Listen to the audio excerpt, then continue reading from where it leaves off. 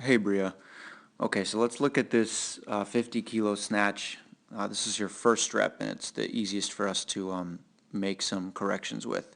So the first thing I want you to try at your bottom position is I want you to lift your hips just a little bit higher.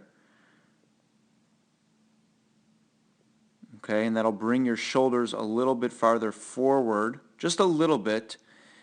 And I want you to be a little more in the center of your foot, right? So if your hips go up a little bit higher,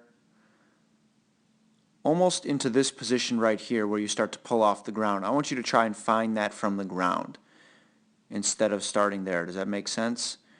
So hips a little higher, and you're going to have to sit into the center of your foot a little bit more. So you're not going to be as much in the heel from the pull.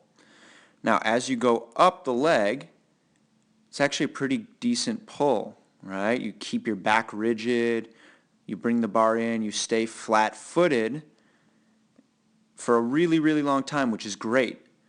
But then as soon as you go to finish your second pull, there's no lat control right there, and that's where the bar gets away, right? So you need to be using your lats right here and keeping that bar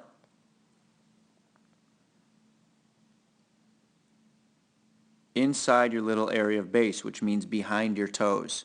So look how far in front of the bar, or excuse me, in front of your toes the bar comes, and that's exactly why you're going to come forward on your catch. And that's going to happen every single time that bar comes outside of your toes. So when you're in this position here, you have to turn your knuckles under, and you got to pull that bar to your chin. Okay, your elbows need to be facing out, your knuckles under, and you need to pull that bar hard to your chin. So when you're doing your pulls, right, make sure that they're in your little area of base, your little area around your feet, not out in front of your toes, and that bar is staying super close to your body.